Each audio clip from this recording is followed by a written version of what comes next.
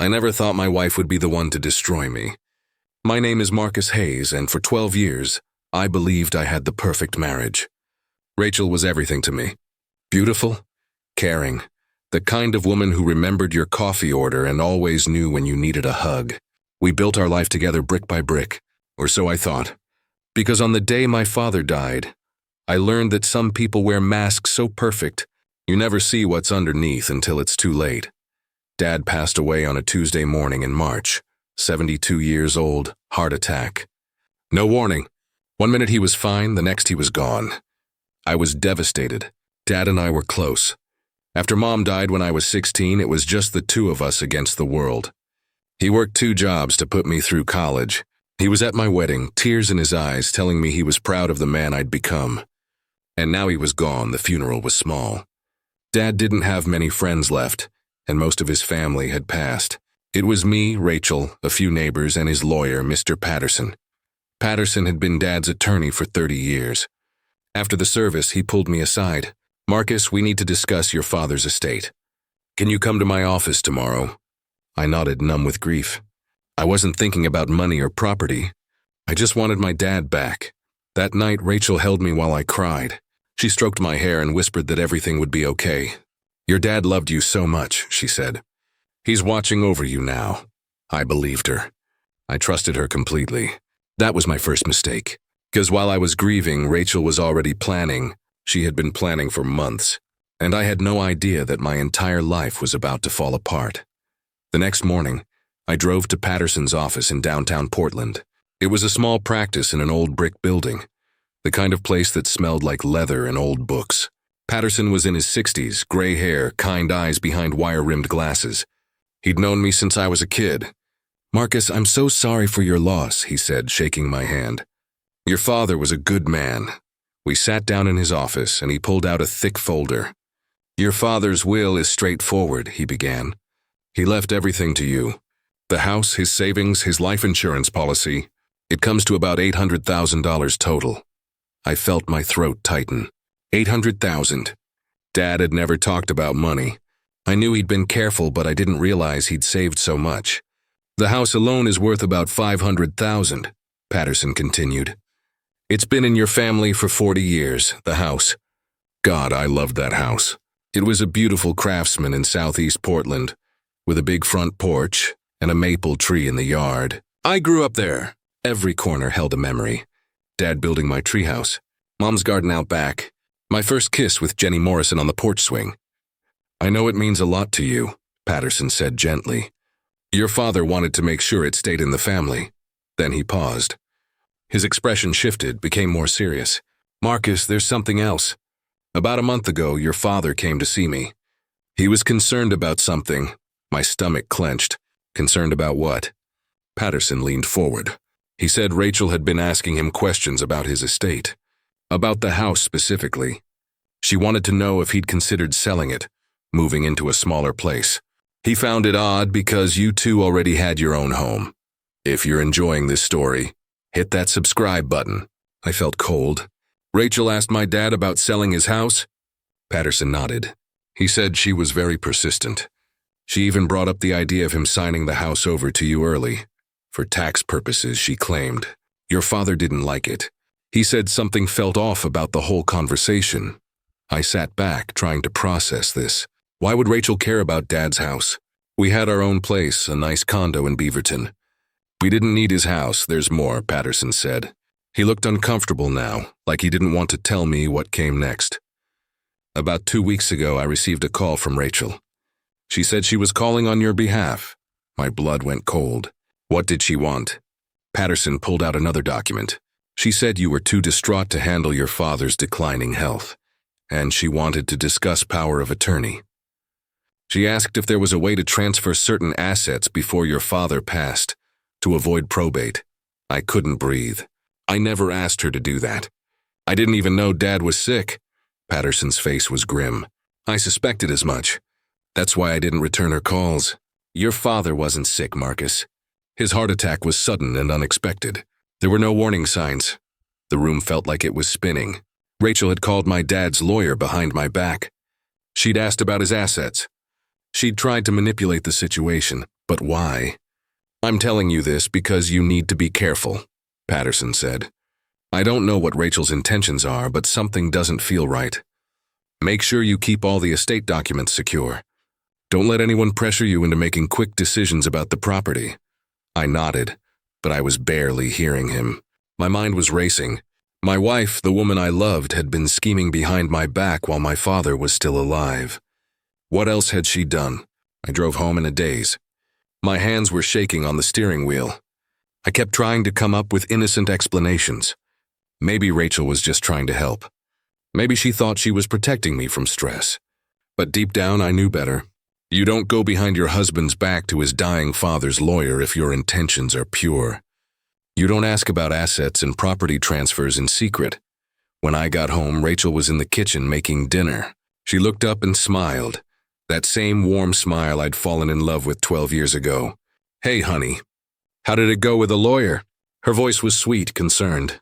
I studied her face, looking for any sign of deception. I saw nothing but sympathy. It went fine, I said carefully.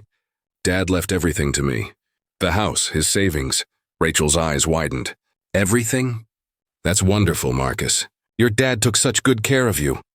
She came over and hugged me. I stood stiff in her arms, testing her reaction. Patterson mentioned something interesting, I said. He said you called him a couple weeks ago. I felt Rachel's body tense just for a second. Then she pulled back, her face confused. What? No, I never called him. Why would I do that? She was lying. I could see it now, the tiny crack in her mask. Her eyes didn't quite meet mine. Her smile was a fraction too bright. He said you asked about power of attorney. About transferring Dad's assets. Rachel laughed, but it sounded forced. Marcus, I think there's been a misunderstanding.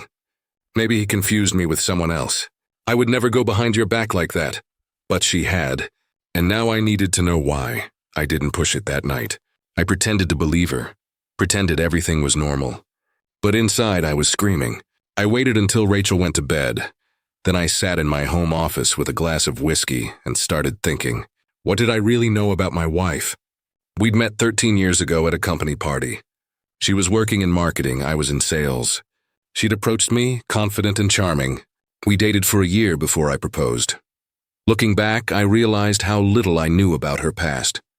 She told me her parents were dead, that she had no siblings. She never talked about her childhood or where she grew up. I'd been so in love I never questioned it. I just accepted her version of events. Now I wondered what she'd been hiding. I pulled up our bank statements online. I'd always handled our finances, but Rachel had access to everything. We'd been married 12 years. Surely I would have noticed if something was wrong. But as I scrolled through months of transactions, I started seeing things I'd missed. Small withdrawals, 100 here, 200 there, always in cash. Over the past year, she'd pulled out nearly $15,000. When I looked closer, I saw the pattern. The withdrawals increased after my dad's first minor health scare 6 months ago. Nothing serious, just some high blood pressure. But Rachel had known. She'd been planning. I felt sick. I poured another whiskey and kept digging. I checked our joint credit cards. More surprises. Charges at stores I didn't recognize. Payments to companies I'd never heard of. And then I found it. 3 months ago, Rachel had opened a separate credit card in her own name.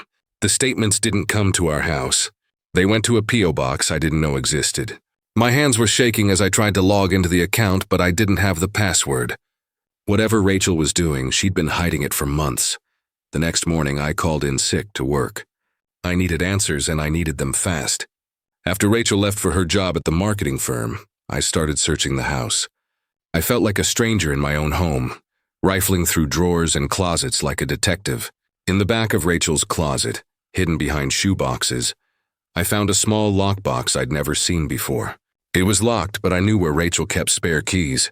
In her jewelry box, hidden under a velvet liner, I found a tiny brass key. My heart pounding, I opened the lockbox. Inside were documents. Lots of documents. The first thing I saw was a property deed, my father's house. But something was wrong. The deed showed a quitclaim transfer dated 6 months ago. According to this document, my father had signed his house over to Rachel. Not to me, to Rachel. My wife's signature was there, notarized and official. But my dad's signature looked shaky, uncertain. not like his usual strong handwriting. Underneath were more papers, bank statements for an account I didn't know existed, Rachel's name only. The balance was $200,000. Where'd that money come from? Then I found a life insurance policy, my father's policy, but this wasn't the policy Patterson had mentioned. This was a different one, smaller, taken out just 8 months ago. The beneficiary was listed as Rachel Hayes. My wife had somehow gotten my father to make her the beneficiary of a life insurance policy. I felt like I was going to vomit. There were more documents. Emails printed out, conversations between Rachel and someone named Stephen Moss. The emails talked about handling the old man, about speeding up the timeline, about making sure Marcus doesn't find out until it's too late. And Stephen Moss, I knew that name. He was Rachel's ex-boyfriend from before we met. She'd told me they'd lost touch years ago. Another lie. I sat on the floor of the closet, surrounded by evidence of my wife's betrayal, and tried to understand what I was seeing. Rachel had conspired with her ex-boyfriend to steal my inheritance. They'd manipulated my elderly father into signing documents, transferring property, changing beneficiaries.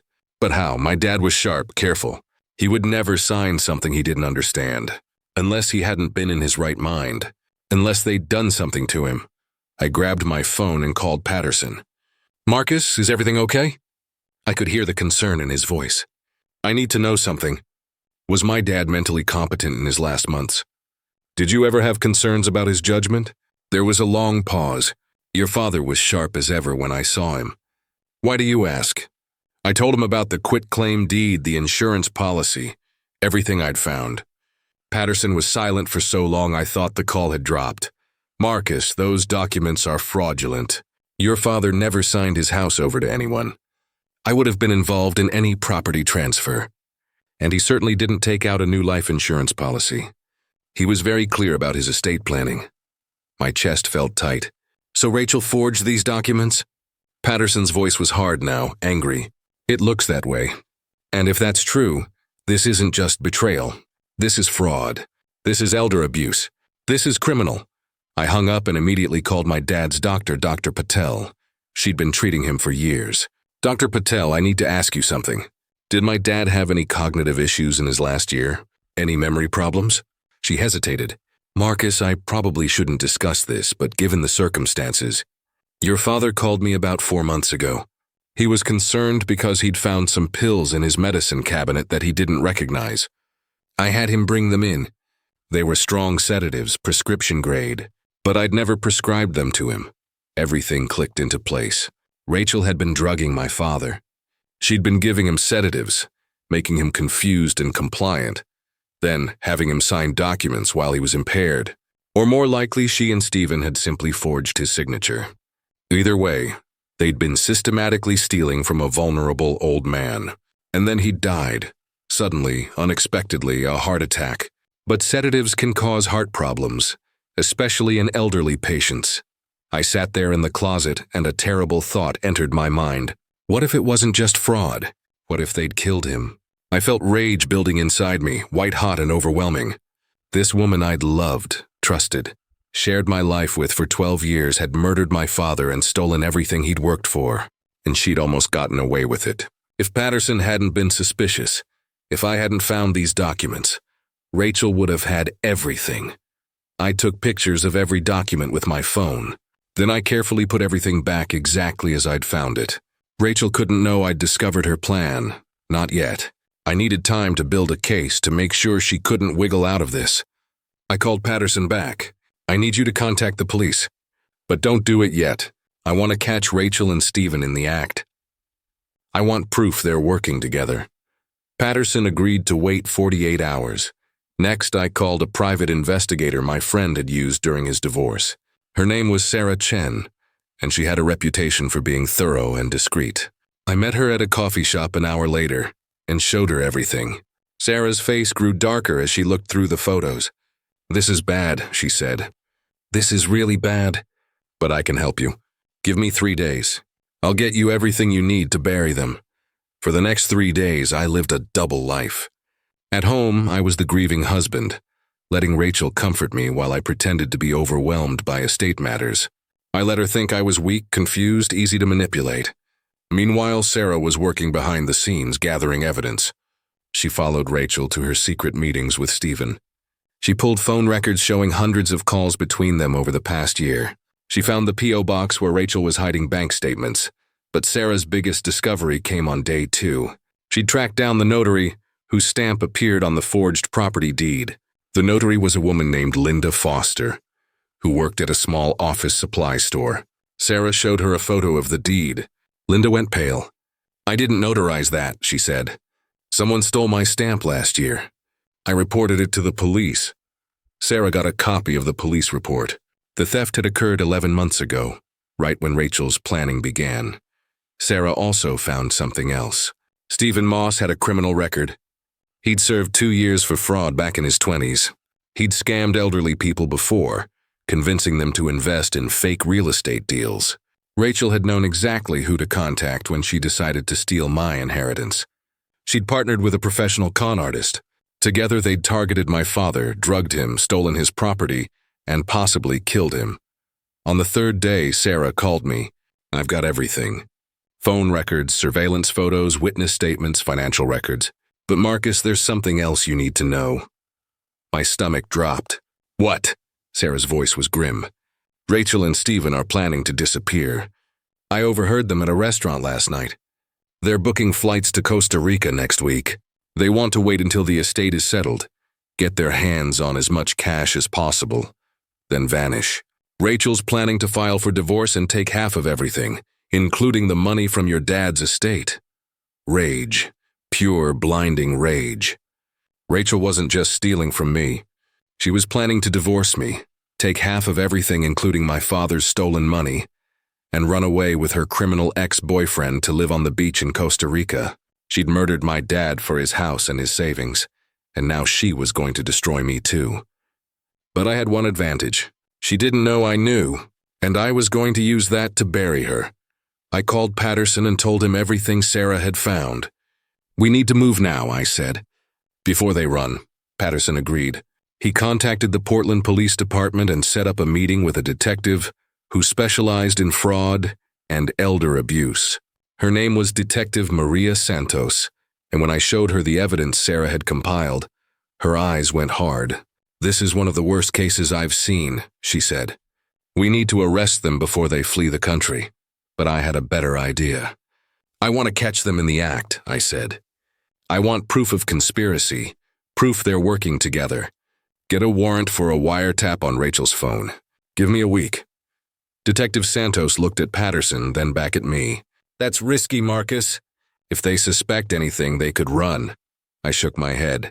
"They won't suspect. Rachel thinks I'm weak and stupid. She thinks I'm so grief-stricken I can't think straight. I'll use that. I'll give her the opportunity to hang herself," the detective agreed. For the next week, the police recorded every call Rachel made, and I played my part perfectly. I came home exhausted and sad, telling Rachel I couldn't handle the estate paperwork, that it was too overwhelming. "Maybe you could help me," I suggested one night. "You're so much better at this stuff than I am." Rachel's eyes lit up. "Of course, honey. I'll take care of everything." That's what I was counting on. Over the next few days, Rachel started making her move. She convinced me to sign papers giving her power of attorney over the estate. She said it was just temporary, just to help me through this difficult time. But I knew what she was really doing. She was trying to get legal control over my father's assets before I figured out what she'd done. I signed the papers, knowing they wouldn't hold up in court once her fraud was exposed. I was building a case brick by brick. The wiretap picked up everything. Rachel calling Stephen, laughing about how easy I was to manipulate. "He's signing everything," she said on one call. "The idiot thinks I'm helping him. By next week, I'll have access to all the accounts. Then we can transfer the money and get out." Stephen's voice came through the speaker. "What about the house? Did you get the deed recorded?" Rachel laughed again. "Already done. The house is in my name now." "Marcus doesn't even know?" Detective Santos played me the recordings. I had to sit down, my hands shaking with rage and heartbreak. This was the woman I'd loved for 12 years. The woman I'd trusted with my life, and she was laughing at me, mocking me, celebrating how she'd destroyed me. But the recordings gave us everything we needed. Conspiracy to commit fraud, elder abuse, forgery, and possibly murder if we could prove the sedatives had caused Dad's heart attack. The detective wanted to arrest them immediately, but I asked for one more day. I wanted my moment. I wanted to look Rachel in the eyes when she realized her plan had failed. I wanted her to feel the same shock and betrayal I'd felt. Detective Santos agreed to wait 24 hours. But after that, we're taking them into custody whether you're ready or not, she warned. I nodded. One more day was all I needed. I set the trap for a Saturday morning. I called Rachel into my home office where I'd been working on estate paperwork. Patterson was there, along with Detective Santos and 2 uniformed officers, all hidden in the next room, listening through the door I'd left slightly ajar. Rachel walked in confident and smiling, thinking she'd won. "What's up, honey? Did you need help with something?" I looked at her, really looked at her, maybe for the first time in years. She was beautiful, expensively dressed in the clothes she'd bought with stolen money. Her hair perfect, her makeup flawless. She looked like the successful, caring wife she pretended to be. But I knew the truth now. I knew the monster underneath. "I wanted to talk to you about my dad's estate," I said calmly. "There's some paperwork I don't understand." Rachel sat down across from me, all sympathy and support. "Of course. What's confusing you?" I pulled out the forged property deed and slid it across the desk. "This, for example. This document that says Dad signed his house over to you 6 months ago. Can you explain that?" I watched her face carefully. For just a second, panic flashed in her eyes. Then she laughed, that same fake tinkling laugh I'd heard on the wiretaps. "Oh, that. Your dad wanted to make sure the house stayed protected. He thought it would be easier to put it in my name temporarily, for tax purposes. I was going to tell you, but you've been so upset. I didn't want to burden you with more details." She was still lying, still trying to manipulate me. I pulled out another document. The fake life insurance policy with her name as beneficiary. "And this? Did Dad also think it would be a good idea to make you the beneficiary of a secret life insurance policy?" Rachel's smile started to fade. She looked at the document, then back at me. Something in my tone must have warned her that I knew, that I'd always known. "Marcus, I can explain all of this. Your father and I talked about these arrangements. He wanted to make sure I was taken care of if anything happened to you. But I wasn't done." I pulled out the printed emails, the ones between her and Stephen. The ones where they talked about drugging my father, where they laughed about stealing from the old man. "Can you explain these?" I asked, my voice deadly calm. "Can you explain how you and your ex-boyfriend conspired to drug my 72-year-old father? How you forged documents, stole his property, and then celebrated when he died?" Rachel's face went white. She stood up abruptly, knocking her chair backwards. "Where did you get those?" "You had no right to—" She stopped, realizing what she'd just admitted. "No right to what, Rachel? No right to discover that my wife murdered my father?" The words hung in the air like poison. Rachel's face twisted with rage and fear. "I didn't murder anyone. He had a heart attack. It wasn't my fault." She was panicking now, saying too much. The sedatives were just to keep him calm, to make him more agreeable. I never meant for him to die. That was it. The confession we needed. Detective Santos stepped into the room, followed by the uniformed officers. "Rachel Hayes, you're under arrest for conspiracy to commit fraud, elder abuse, forgery, and suspicion of manslaughter." Rachel screamed as they handcuffed her. She looked at me, her face contorted with hatred. "You bastard! You set me up." I stood looking down at her. "No, Rachel. You destroyed yourself. I just made sure everyone saw it. The next few hours were a blur. Stephen Moss was arrested at his apartment, trying to book last-minute flights to Costa Rica. The police seized his computer and found everything. Years of planning emails, bank account numbers in the Cayman Islands, a detailed timeline of how they'd isolated and manipulated my father. They'd even researched which medications would be most effective for making an elderly person compliant without being obvious. The medical examiner reopened my father's case. They exhumed his body and ran toxicology tests they hadn't done initially. The results came back positive for high levels of benzodiazepines, the same sedatives Dr. Patel had warned my father about. The medical examiner concluded that the drugs had likely contributed to his heart attack. Rachel and Stephen were charged with manslaughter. possibly murder if the DA decided he could prove intent. All the forged documents were invalidated.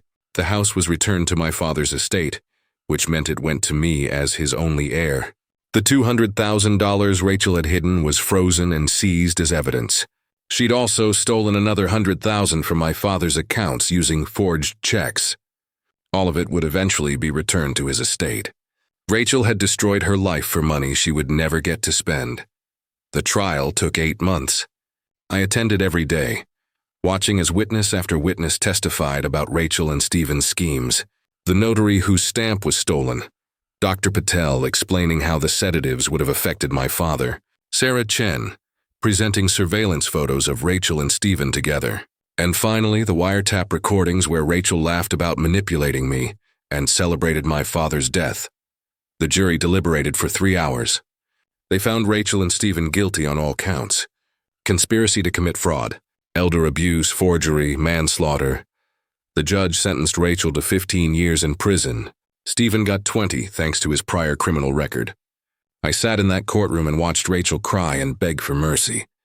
The same woman who had laughed about drugging my father, who had planned to steal everything and disappear, who had looked me in the eyes for months and lied. Before she was taken away, Rachel looked at me one last time. "I loved you," she said. "In the beginning, I really did love you." I stared back at her, feeling nothing but emptiness. "No, you didn't. You loved what I could give you. You saw my father's house and his savings, and you saw an opportunity. That's all I ever was to you, an opportunity. She was led away in handcuffs and I never saw her again. I sold our condo. I couldn't live there anymore, not with all those memories of our fake marriage. Instead, I moved into my father's house, the craftsman with the big front porch and the maple tree. I repainted the walls, fixed the porch swing, and planted new flowers in my mother's old garden. Slowly, I made it my own while honoring their memory. The house they'd built together. The house Rachel had tried to steal. It's been 2 years now. I'm healing slowly. I've learned to trust again, though it's hard. I date occasionally, but I'm careful now. I watch for red flags, for inconsistencies in people's stories. I verify everything. Some people think I'm paranoid, but I don't care. I learned the hardest way possible that the people closest to you can be the most dangerous. That trust is earned, not given, and that evil can wear the most beautiful mask. My father's house is worth more now, nearly $700,000. People keep asking if I'll sell it, move on, start fresh somewhere new. But I won't. This house is my reminder, a reminder of what my father built, of what he sacrificed, and of what was almost stolen. It's my fortress now, my sanctuary, and every time I sit on that front porch swing, looking out at the maple tree, I remember that justice isn't just about punishment. It's about taking back what's yours. It's about making sure that betrayal never wins. And in the end, it didn't. I won. My father won. And Rachel? She lost everything. Thank you for watching this story on Revenge Land. If you believe in justice and want to see more betrayers get what they deserve, subscribe to our channel and hit that notification bell.